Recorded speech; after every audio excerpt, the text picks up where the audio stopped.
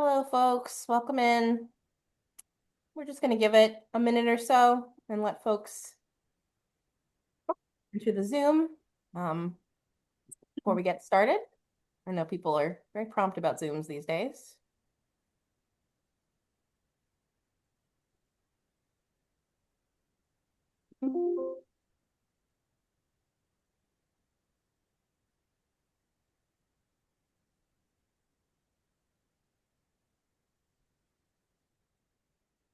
Welcome, everybody. We're just taking a second. We'll get started here very soon. Feel free to drop names, locations in the chat if you want to introduce yourselves.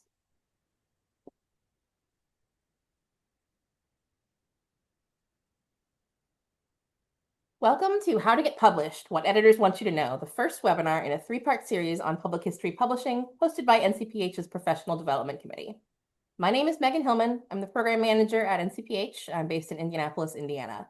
Please introduce yourselves in the chat if you can. Just a few quick housekeeping notes. This event has Zoom auto captions available for accessibility. To turn yours on, you'll just hit Show Captions on the bottom of your Zoom toolbar. If you're going to ask a question, please use the Q&A feature at the bottom of your Zoom toolbar. And you can also upvote questions asked by other attendees to help us prioritize questions. If you can't figure the toolbar out, you're also welcome to drop questions in the chat and we will help them be seen.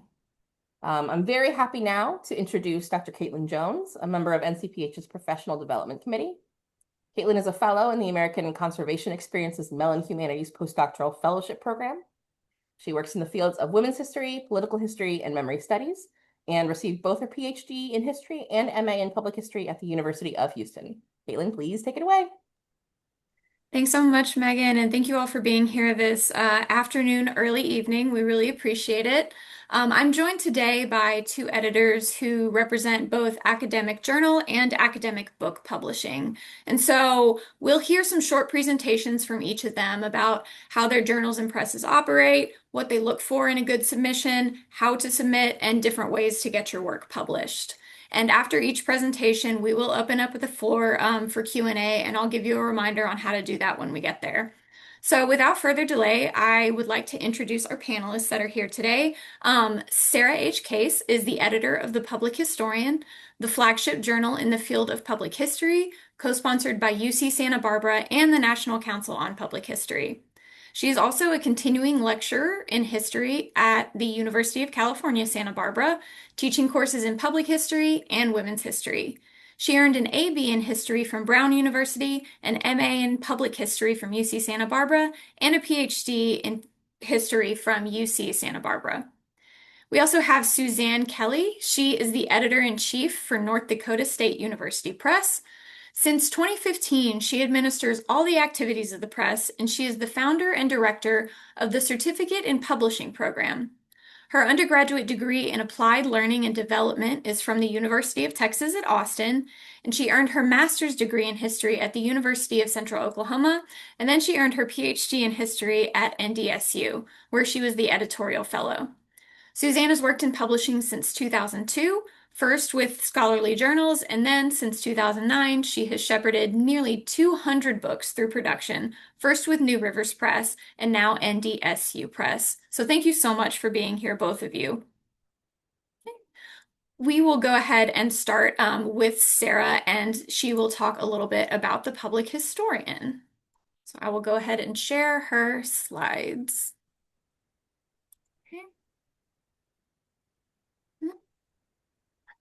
Thank you. Thank you, Caitlyn. Okay. Wait till that's up. Okay, so I'm talking today about how to get your article published in a scholarly journal, some suggestions and guidelines. Okay, Caitlyn, next slide. Okay, as Caitlyn said, I am the editor of the Public Historian, and hopefully many of you are familiar with TPH.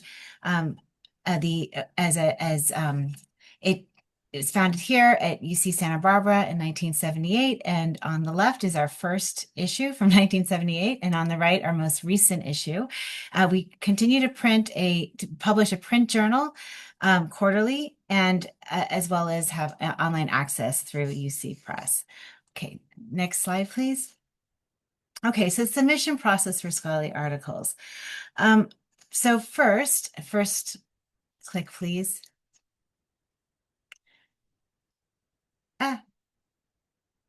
Oh,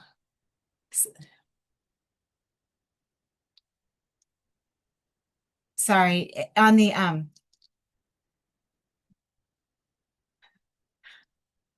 the slide, it should just have the first point. Sorry. Without the website. Oh, I see.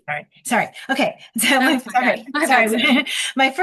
My first point here is in terms of submitting an article, think about choosing the right journal. So how do you do that? First of all, think about what are the journals that you read? What are the journals that you're most interested in that speak to the issues of concern in your own work? And then think about how the article that you want to write would fit with the mission statement of a particular journal. Think about having the right fit really accounts for a lot. I would say estimate about 10% of the manuscripts that are submitted to me are declined before peer review because they're just not a good fit. They might be better off in a journal in, say, policy history or archives or social history, but in some ways they're not quite right for the public historian. So choosing the right journal will help you a lot in your process of getting your article published. Also, do a little research. Some journals require that you're a member of their professional association for you to submit an article. Some do not. Still, it makes sense for you to be familiar with the journal, from what's published recently, what kind of work it's interested in, and also familiar with the professional association if it is affiliated with one as well.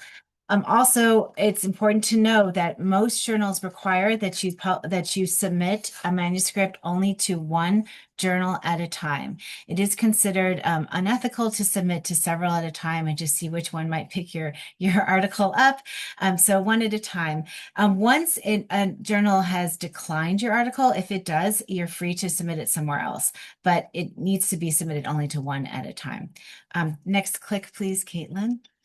Secondly, read the guidelines carefully. I have our website here to give you an idea of what our guidelines are, which you can research by looking at the website. But the guidelines will differ from journal to journal. Some journals have quarterly deadlines for submissions.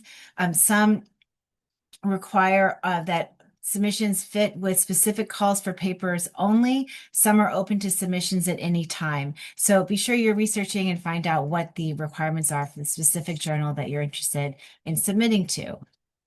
Take care also that the manuscript is in good shape. Make sure you proofread, spell check, etc. Make sure it's double spaced. The pages are numbered. Make sure your references look good, are in order, and are accurate. Just having those sort of, having that kind of care shows a certain level of professionalism to the readers of your manuscript. And next, how to submit. Again, look at your individual, the individual website of the journal you're interested in. And I'll go more into that next slide. Okay, again, the submission process, follow guidelines. Some journals require that you submit your manuscript through a portal. One journal, until quite recently, required that you mail 4 paper copies of your manuscript to the editorial office. That has recently been changed. But we just asked for an email to me. So make sure you're following and making sure that you know the right way to submit your manuscript. Next.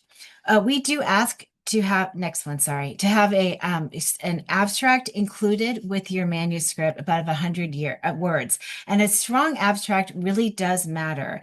It helps significantly in the peer review process. Again, we ask for about 100 words that really emphasizes your contribution in that short paragraph.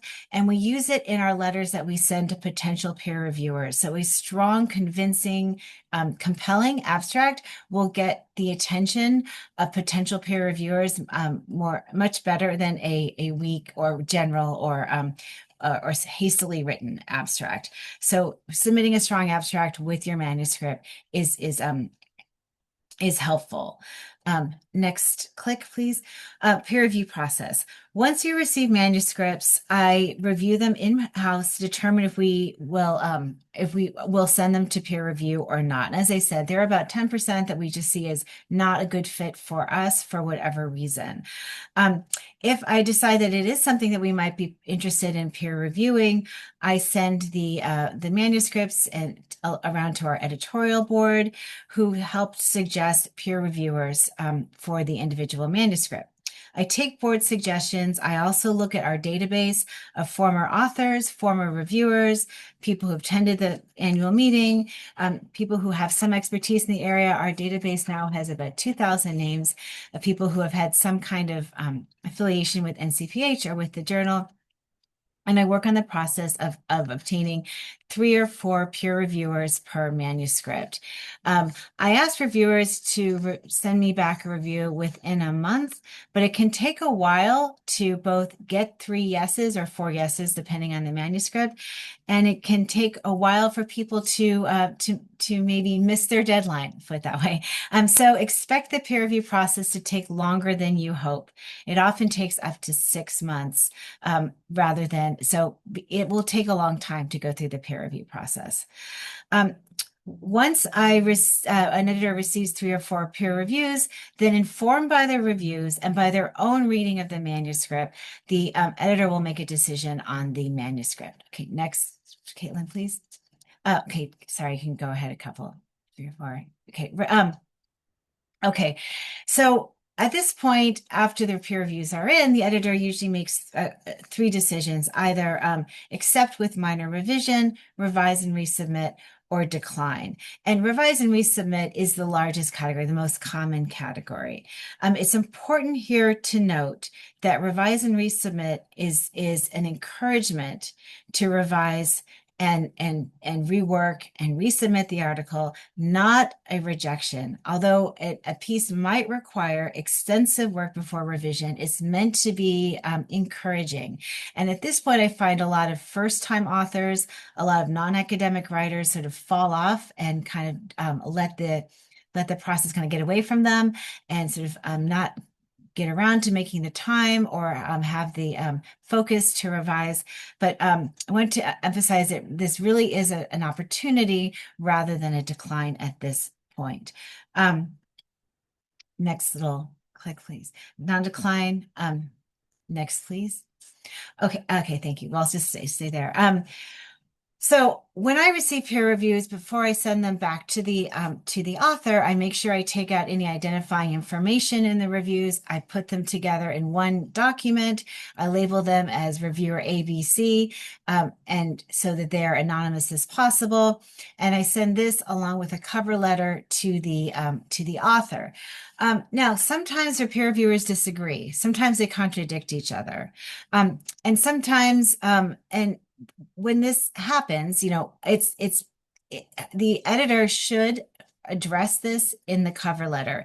That is, might say like, okay, this author wants the introduction to be longer, but this author wants the introduction to be shorter. And in my reading, I think the shorter one is actually the way to go. So there's some ways to sort of address those contradictory peer reviews. And if you're confused about which advice to take, I'd say reach out to the editor, because keep in mind that it's the editor, not the peer reviewer, who are making the ultimate decision on publication. Along with that, you might get a peer review that you disagree with. Perhaps the peer reviewer is sort of missing the point of your article. Perhaps it is asking you to go in a direction that you think is not central to your overall argument. And that's okay too. You can absolutely respectfully disagree with a peer review, but what I would ask you to do is to make a case for why you disagree, why you think that is not quite the article. They're asking you to write an article which is not the article you want to write. So I always recommend that authors send a detailed cover letter It can be in a graph, it can be a letter, but some way that they're addressing some of the major points in the peer review, in the peer reviews, and explaining how they are engaging with it or how they've chosen not to engage with it. So a cover letter, outline your revisions, what you responded to, and how, or how you might have disagreed with some of the suggestions is very helpful to your editor. Next click, please. And the next one. Okay. So once you an article is revised, often and it's sent back to the editor to read. At this point, I normally do ask one of the original reviewers to read the revision, often the most critical reviewer actually, to read the revision, and see if they feel that it's ready for publication. Sometimes I ask two, especially if they have sort of different takes on a manuscript. And so at this point, based on the reading of the peer reviewers and based on my reading of the revision, I'll either accept or decline. Sometimes I will ask for another round of revisions that we do accept that there are some journals that do not allow a second round of revisions, but we do. I've worked with some authors over several months or even years to on several revisions, several versions of the same article to get it to the point where it's ready for publication. So we do give a lot of personal attention at Public Historian. Once the article is accepted, it goes through the process of editing. And so at this point, I will edit in-house. We do our editing in-house, both sort of more developmental editing and copy editing. Authors get a chance to review copy edits. They can disagree. They can say, I really prefer this word rather than that word. You have a chance to have, it's an interactive process. We see it as an interactive process. And then once they're set and in typeset, authors have a chance to read the proofs as well, make sure that images are in the right place, make sure that there weren't mistakes introduced in the in that process. And then the article is published in print and online. And as you might imagine from all this, it's a long process. It can take sometimes 2 years or more from first submission to publication.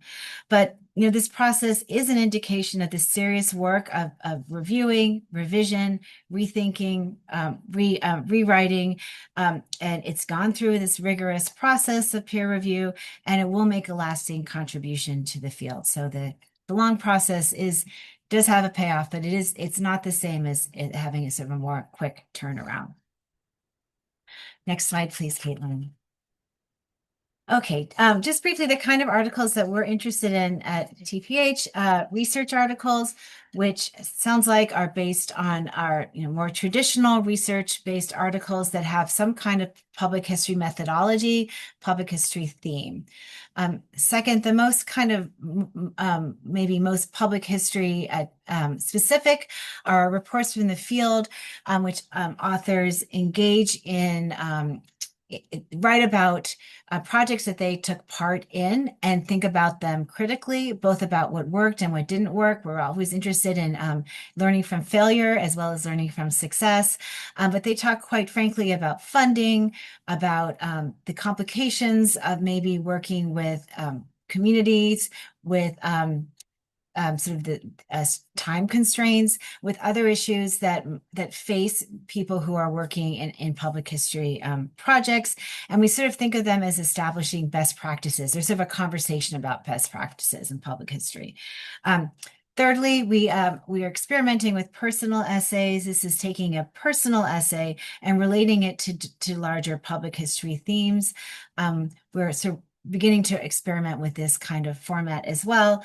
And then last, we have roundtables, which are shorter pieces in conversation around one topic or theme. And so these pieces are maybe 4,000 words rather than 8,000, but there's several of them and they speak together and then are pulled together with an introduction. I wanted to talk, do I still have a few minutes, Caitlyn? Okay, I'll talk briefly about reviews because reviews are a great way, particularly for new authors, graduate students, first-time authors, to get something published.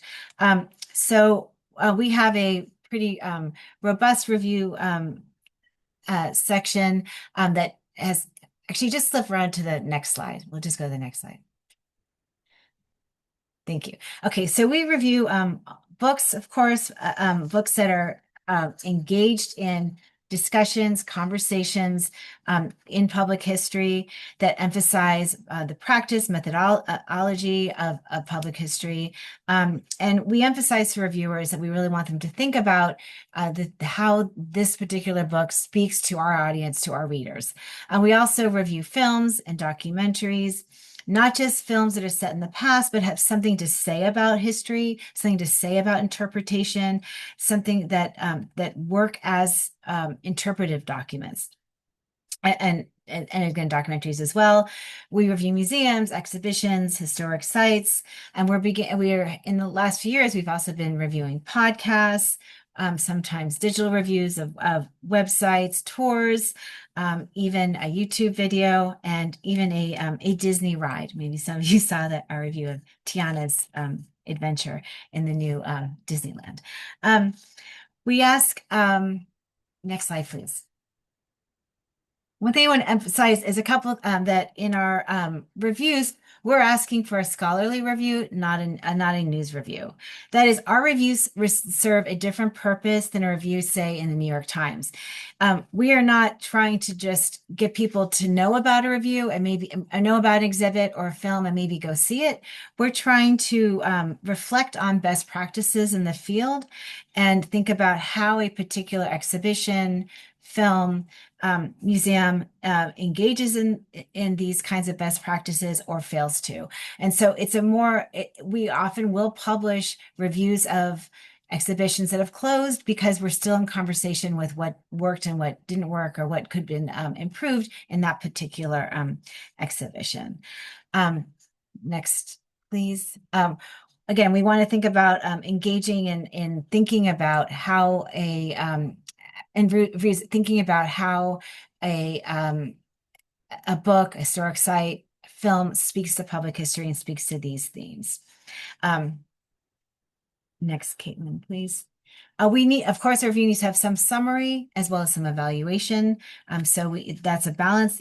What is the book about, for example, and how well does the book serve its purpose? And next, best practices. I've talked about that. Next. Editorial process. So we do not accept unsolicited reviews. Instead, we ask potential reviewers to fill out a form on our website that says they are interested in potentially reviewing, what kind of material they'd be interested in reviewing, what their areas of expertise, if they're interested in reviewing museums or historic sites, their geographic area. So we like to contact reviewers rather than have reviewers send us unsolicited reviews. This is to protect against conflict of interest, and we've had a couple problems with this. So this is something that we are making sure that we ask reviewers rather than reviewers send us something. But all of that is on our submissions page. Thank you very much, Megan. Okay, this is here, and here's our page. This is a snapshot of what it looks like, a screenshot of what it looks like. But you can see in the middle there, reviewer application. If you click on that, it has the information in the form for you to review, or you can use the chat. I think that my time is up. So thank you, and I'll be happy to answer any questions later. Thank you so much, Sarah. We're going to go ahead and turn to Suzzanne. Okay. Okay, thank you. Thank you, Caitlyn and Megan, for putting this all together. And I'm glad to meet with Sarah. And I especially appreciate this last part that she did with the focus on book reviews. As a book publisher, that is kind of a lifeline for us in letting people know what's new in the field, but it also earns us some credentials that we are contributing to a field of knowledge. So we really rely on the scholarly journals to do those book reviews. You will find, as I'm talking here, a lot of parallels to what Sarah has talked about. I'm going to speak to 6 different areas. One is how to approach an editor with an idea, and then we'll talk about how to make a good pitch. Things to look for as you negotiate a contract, and then what happens after you sign the contract, followed by some of the responsibilities of the author and the press, and how we approach that author-editor relationship. So back to how you can talk to an editor about a project that you have. Maybe you are reforming a dissertation, or you are working fresh on a new topic. But the first thing you want to do is look at the publisher's websites and see what their mission is, to see if it's a fit for your work. Our mission at NDSU, for instance, is regional topics. So we have various definitions of region. It might be our Red River Valley area or an agricultural region that matches, but you need to sort of suss that out from the publisher that you are hoping to work with and make sure it's a good match. So you can avoid those kind of 10% declines that Sarah mentioned, that right off it doesn't match.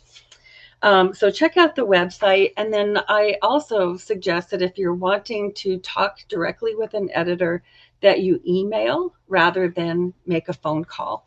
And that shows some respect for their time, what they can offer you in their very busy day.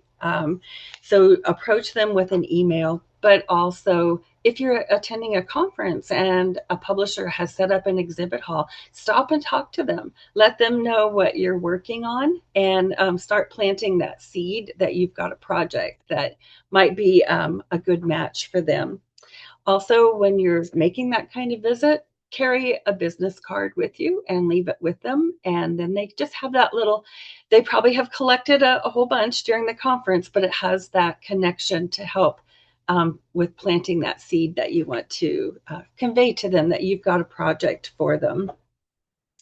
I should say just a little bit about NDSU Press. We have been around since 1950. For many years, just publishing one book a year, but since about 2015, we do around 16 books a year. So that puts us as still a small size university press. When you are making contact with other presses, maybe they're doing 26 to 126 books a year. And that's something you want to know also, because they will be very careful about their catalog and what kind of books that they're accepting. When you're making a pitch, begin by writing a cover letter. And this is a chance to say a short abstract, like Sarah described, of what the project is about, what your book is about, but also tell us why you are the person to write it. What is your expertise that brought you into this subject, or your passion, your interest that took you to that subject. So convey that in a cover letter. Your cover letter should only be 2 pages, maybe. Plus, if you have your work broken down into chapters, whether they're written yet or not, but you have that thematic arrangement, include that with the cover letter too. For a press our size, we're really looking more for finished work, but that will not always be the case. And when I say finished work, it's kind of like when you turn in paper at class, you kind of feel like you're done, but your instructor says, well, not quite yet. That's okay too. Also, you will want to express something in your cover letter about marketing and publicity potential. Most presses are working on sales and donations as their model. So they need to know who you think this book is going to be of interest to. So you want to lay that out fairly clearly, who that audience might be. I would say too, the revise and resubmit idea is very important. We receive about 120 manuscript submissions per year. We can only publish, as I said, around 15 or 16. So we are pretty precise in when we send a manuscript back to you and say, we would really like to publish this, but peer review has said you need to make these changes. And so likewise, it can take more than a year or 2, or I know we have one book project that we've been working with them for 4 years now. So we want to keep it rolling. Don't take it as a sign that you should just give up. Keep working on it and see how it can be refashioned to meet those guidelines. For a press our size, we are able to offer some developmental editing support. And usually manuscripts come with a need for some of that. I don't think I've had any manuscripts submitted so far that did not need any copy editing or anything like that. I suggest working with a group so that you have other readers before you send the manuscript to a press, so that they can see if your ideas are as clear as you think they are when you're expressing them. Maybe you're asking for a reader who is not even in your field to take a look at it so that they can see and ask the questions that you're not really thinking of as you write. Our peer review process is very much the same. We will do an in-house reading to see if the book fits our mission, to see if it has some marketability, that we can actually sell a few copies. That's not always the primary purpose for our publications. We do a mix of books that we think will sell a lot. We do a mix of books that maybe are just filling a void that we really need to contribute that information and have that in a printed book. We will send the book out, the manuscript out, to 2 blind peer reviewers. And it does take a long time. We ask them to respond in 3 months, but that rarely can happen. People have lives and they're teaching and they're working and doing all kinds of other things too. So that time, you just have to be patient while that process plays out. We also ask for no simultaneous submissions. So if we are taking a book manuscript on to the next step of peer review, we pay a small stipend to the peer reviewers, but also that's an indication that we're very interested in the work. So we ask that you not have another press going through that same process and time commitment for publication. When it comes back with the peer review, there will be recommendations. Maybe you've missed a spot, or maybe there's some new literature that you should have looked at that might help your story to be told. Those kinds of things we just work out. The next step for us, though, is that we present this whole process to an editorial advisory board. So we have those 3 steps then: in-house review, blind peer review, and then the editorial board certifying that we've gone through this process and that I'm not just publishing work of my best friend or whoever has submitted a manuscript. So those 3 processes take a good deal of time. When it comes to signing a contract, most university presses will have a standard contract, very little room for negotiation. There won't be an upfront stipend or advance payment, as you hear about from a Stephen King book or anything like that. We're working with very trim budgets, and so little to negotiate. But some things that you should watch for is, are you going to be given any comp copies, any free copies that you can share or use or put on your bookshelf, give one to mom, whatever. But also that you can purchase more at a discount. And that is one way as an author that you can speed up the earnings, is by holding readings and selling your own book that you have bought for a discount. So those are just a couple things you can watch for. Also watch for copyright registration with the Library of Congress. We have 2 contracts, one that is for creative works and one that is for nonfiction. Creative works, we'll register that copyright in the author's name. So that's for poetry or memoir, that sort of work. But if it's a scholarly work, we're registering the work in the press's name. And that is primarily so that in the future, if there are corrections or updates, we want to republish the book, but some things have changed, that maybe the author is no longer living. There are various things that come to it that we can still keep that book in circulation, even with updates and other changes. So those are the two kinds of registrations you would want to watch for. Royalties are generally paid in a process called after-net. So a publisher is going to keep track of all of their cash expenses. Maybe they will probably be including the cost of printing and shipping the books to their warehouse. An indexer, they may require the author to do the indexing. We hire a professional indexer to do that, so there is a cost. If there are permissions or items that we've had to cover, design work, all of those are amounts that we have to pay. And so when we start selling the book, we keep track of the sales, match them to those expenditures. And once the expenses have been paid, then any income after that is called net. And the author will get a percentage of net. And you'll find that as a very common kind of contract arrangement for a university press. All right, so after you've signed a contract, we give you an author questionnaire, and this is a form that you will fill out. It will tell us what prompted you to write this work.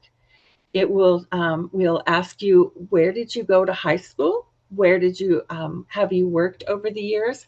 What we're trying to do is compile places where we can send a press release and say, John from your town has just published a book, and try to generate some buzz and attention to the book. You will have some input possibly with your design of the cover. Usually though, the press will retain the right to make the final decision on that. And just know that they're taking into consideration things about how that picture will look in a catalog, or how it's going to look as a thumb size imprint on the screen when you're shopping at Amazon or wherever. So they're taking lots of things into consideration, including industry standards for cover design. So don't feel bad if they don't have the cover exactly as you want, but do suggest maybe you have some images that they might consider using, or some stylistic things that you might want to see on the cover. Your author or your press is probably going to want to work with you about marketing and publicity ideas. So if you're doing a reading, they will help make contact perhaps with the bookstore that you're having a reading at, or with your university institution bookstore, so that they can make sure to have books on hand in time and in advance. So be prepared to kind of know who your audience might be. If you have a bookstore in town that you want to have a reading at, see how that might happen. If it's more of a very scholarly kind of work, what your university institution might support for having a reading or some kind of promotion. It will be your job to acquire all the photographs, images, maps, anything that you want to include in the book, and you'll have to make sure to have them at book printing quality. If you're scanning an image, you want to have it at least 600 DPI, and this is a setting you can find on your scanner, so make sure it happens at that rate. Or if you're getting pictures from an archives, you can request that they make sure it's at that level. Also, we're finding that what you take with your camera on your cell phone generally is of high enough quality that it's going to work in a book. So don't be afraid to do that. If you are on site with collecting your history, take a photograph of your landscape or whatever, and it's possible it might be then used in the book. Publishers will take those images as a PDF, a JPEG, or a PNG. Those are the main formats.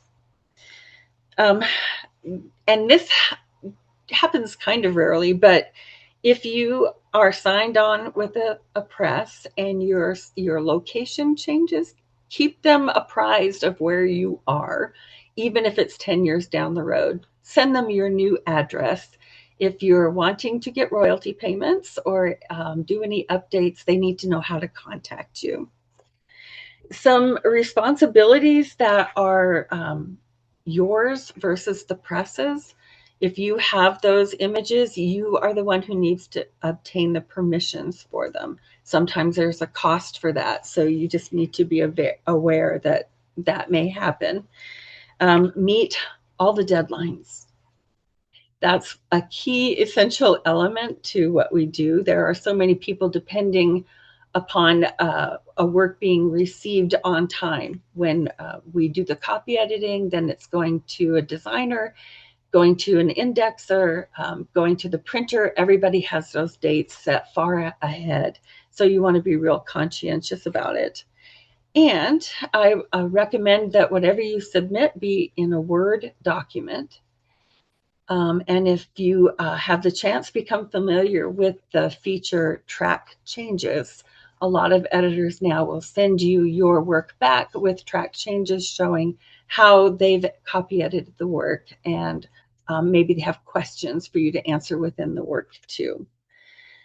The last question that was posed for me was, how do we approach the author and editor relationship? I recommend a book by Carol Fisher Saller called The Subversive Copy Editor.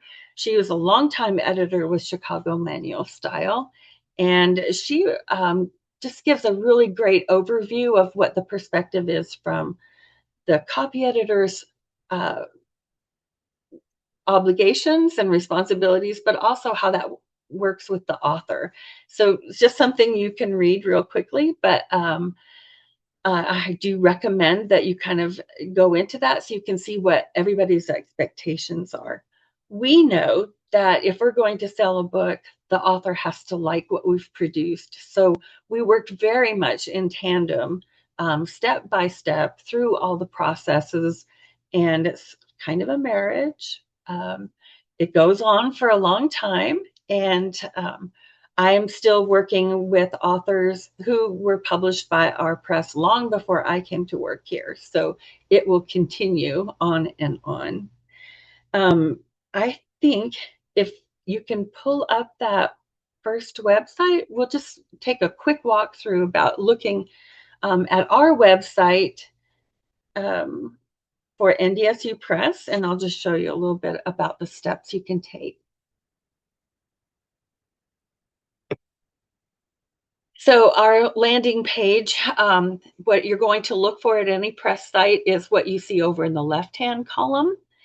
And you'll see where people can buy books. Resources for authors, though, is what we're looking for. So if you would go ahead and click on that. And ours is going to be very brief as a smaller press, but this first paragraph is just recommending the Microsoft Word format, how the lines are double spaced. Please do not use any fancy fonts, and don't embed any photographs. All your photographs should be in a separate file. You can indicate, though, with the use of brackets, where a photo would be inserted if you had your choice about exactly how it would fit. We are using the 18th edition of the Chicago Manual Style, so you should be aware of that as well. We use an online platform called Submittable for our submissions. So if you click on that box that says click here to submit, you'll find at any press's website a little bit of their history, how to access the submissions portal or site. And if you'll scroll, just kind of scroll down on that page a little bit, we have different submissions possible for different series. Right now, we're not accepting any general poetry, fiction, or nonfiction books. We just had so many, and we could not read all of them. So we've closed that until May 1st. But if you were submitting a book, let's go click on this guidelines for the contemporary voices, please.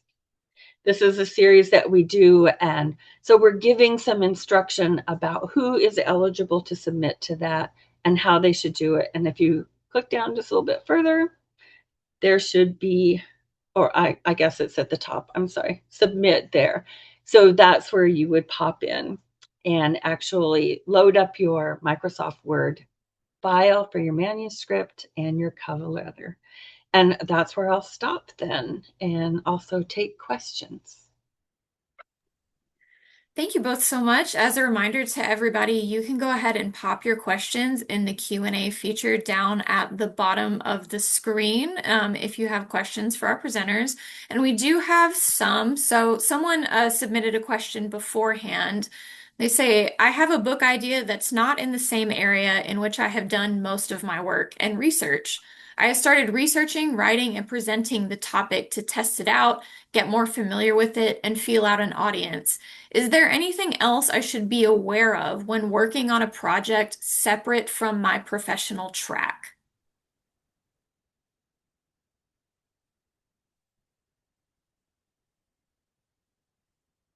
Shall I go ahead? I think you're on the right track.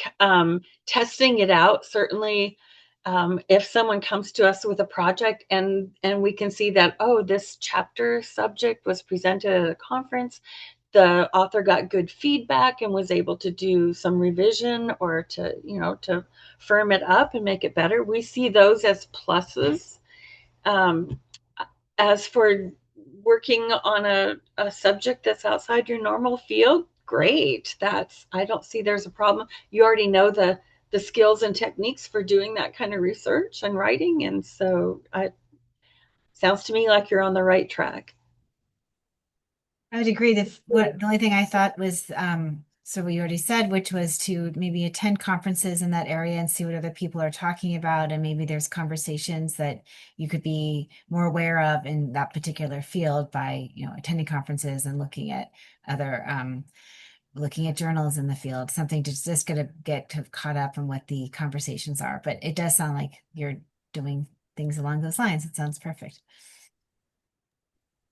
Well, as a quick follow-up to that, talking about conference presentations, are there any instances in which you, as a journal or as a representative of the press, reach out directly to people who are presenting at conferences? Is that another way to start this relationship between a press or a journal? Absolutely, yes. And I've done that. And also at the annual meeting at NCPH, I always have a half-hour Meet the Editors session where people are welcome to come by and just talk about potential articles that they're interested in as well. Yes, absolutely. A conference paper is a great way to sort of begin building an article. Absolutely. I attend generally 4 conferences a year. We exhibit at some of them, but my main purpose for being there is to sit in on sessions and see what people are talking about. It helps me to find what scholars might be working on so we can solicit them. But also it keeps me appraised of what's new in the field. So I like to keep that energy going, but also just know what people are writing about and researching about. We have another question in the Q&A. Someone asked, how do academic credentials or affiliations factor into decision making when you're thinking about a manuscript? Do independent historians have more trouble getting accepted? Actually, I would say we very much welcome manuscripts from independent scholars, from graduate students, from people with unusual appointments, and that is not a factor. We really are reviewing the work. The only way it is somewhat a factor is sometimes people who are outside of academia have less time, and so less time to revise. But that, in terms of the quality of the work or what we're reviewing, is really the manuscript itself, and often especially in our report from the field catalog, report from the field category, those are exactly the kinds of voices we want to hear, people who are working full-time in public history. I would say ditto to that. We're soliciting manuscripts from people with all kinds of backgrounds. We're looking for the expertise and the knowledge that, and the ability to tell a story. I have a question. I am currently in the process of finishing a book manuscript and working with the press, but I am a first-time author. And so I was wondering if you could maybe talk about some common issues that you see in working with first-time authors. So someone who's perhaps turning their dissertation into a book or using a piece of their dissertation and turning it into sort of a spin-off article. Either of us? Well, some problems that I see with converting a dissertation in particular, you have written the work to please and to appease your committee and people that you've worked directly. And so there are guidelines and processes that fit a dissertation. For instance, the very long lit review that might be at the beginning of a dissertation. Sometimes repetition that happens in a dissertation when you're proving the point, and those need to be massaged out.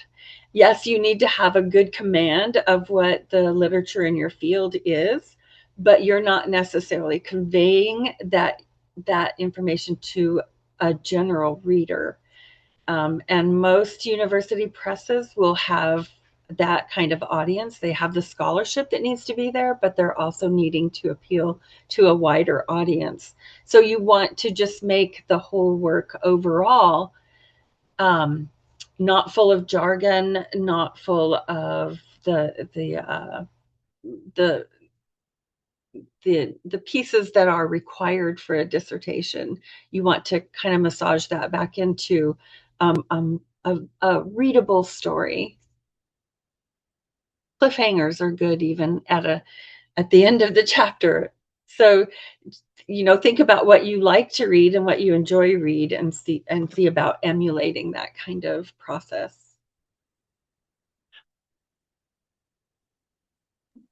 Yeah, I would agree. I really like that idea of thinking about the audience of your committee versus the audience of other scholars who are going to read your book.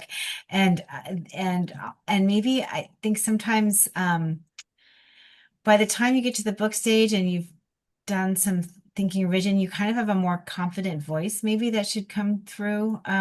But I think mostly it's just a matter of maybe maybe having a more polished prose because you have more time to go back and revise things. You're not rushing to make a December 15th 5 p.m. deadline so you can get your degree that year or something. And also that you are sort of speaking to people who are you can be a little more I guess the narrative can be a little more have more flow because you're writing for people who are going to be reading in your field rather than your committee. I think confidence is a really good word choice. You're the expert on this subject now, so you don't have to include evidence of every person you read that supports that. You do, of course, want to give credit to whoever you're quoting or work like that, but let that confidence come through and just tell the story. We had one question that was it's probably more for Sarah. They ask, are literature reviews still important? If so, how can non-university museums gain access to journals, especially rural museums? They work at a place where the closest university is 6 hours away. So I had two ideas. One is to to try, and it's sometimes possible to access a library subscription if you're an alumni of a university. That can be, you might be able to pay a small fee to have a alumni subscription. The other is JPass, which is the individual subscription to JSTOR.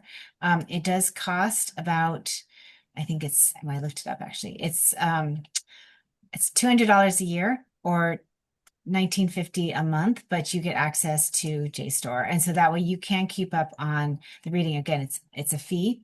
Oh, there you go.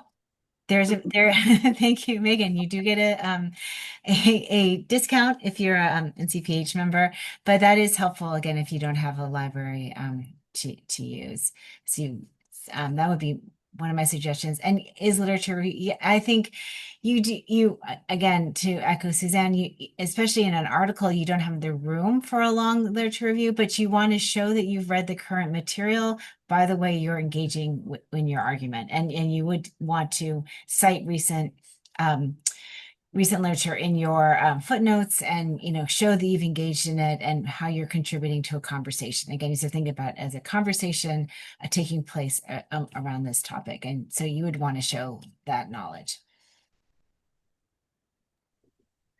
I have a question that is perhaps more geared towards Suzzanne, just kind of about public history publishing trends. Are you seeing more interest in that type of work? And I know you mentioned your press is very regionally specific, but from a readership standpoint, are you seeing any trends in publishing book manuscripts that are more public history oriented? Well, they lend themselves, that genre of publishing lends itself more to having visual included. We do run into financial strictures where color photos just kind of elevates that cost of the book right away. So a recommendation is we never charge an author for publishing a book, but that doesn't mean we don't take donations. So if you have a project like that that's full of great visuals, maybe it's artwork or it's I don't know, something from a museum collection or a particular exhibit that you were working with. If you are able to assist in finding funding that will help subvent the costs, that really helps the publisher. But when you're taking book, nobody should be saying you need to pay us this amount to do it.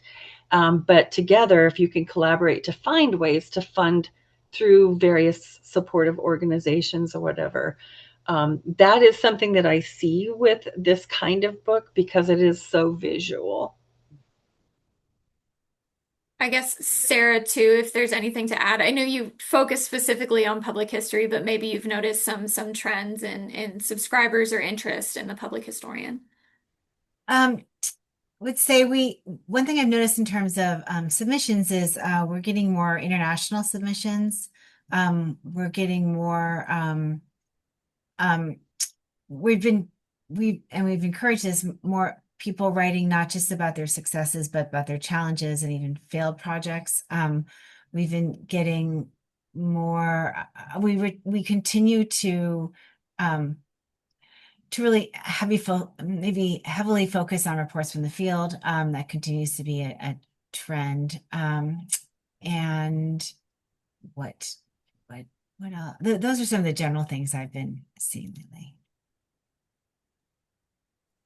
Well, we are coming up on the hour. If there are any last minute questions, you can put them into the Q&A. But thank you both for joining us and for this wonderful conversation of kind of the ins and outs of publishing in journals and in publishing in presses. For the audience, please remember that this is just part one of a three-part series. You can join us for part two, how to get published, what reviewers want you to know, on Tuesday, May 5th at 6 p.m. Eastern, 3 p.m. Pacific, and that's where we'll talk kind of from the peer review standpoint about how they approach their work.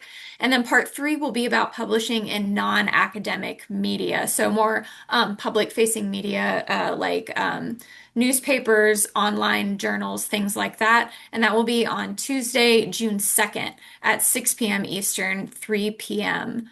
Pacific time. And I will toss it back to Megan for any other last minute housekeeping issues Thanks, or y'all. opportunities, rather. Opportunities for you, issues for me. So y'all can expect to get an email by the end of this week with a link to the recording of this event and just sort of a roundup of any links that were posted in the chat. Like Caitlyn said, we did drop the information for the next two events in this series in the chat as well. You're already on our registration list for those by having registered for this, so you'll get Zoom links automatically. And I also want to pitch for committee service. We are about to enter our 2026 committee appointments. So if you are interested in getting more involved with NCPH and joining on a committee and getting to basically email me and be like, hey, I want to do a program about this, and then I do it, then you can come to the info session that we're hosting next Tuesday at 4 p.m. Eastern. That's the 14th. There is a drop. I dropped a link to register for that in the chat, just so that we can send you the Zoom link. But you can also go to the virtual programs part of the NCPH website, and it's linked there. So that's all the sort of official to-dos from me. So look for that email, and I want to thank Caitlyn, and I want to thank Suzzanne and Sarah for speaking with us today. It's been a real pleasure to listen in, and I always enjoy getting to learn from our presenters. So big thanks from y'all, and we'll see you in part 2. Thanks, everybody. Thank you. Bye-bye. Thank you.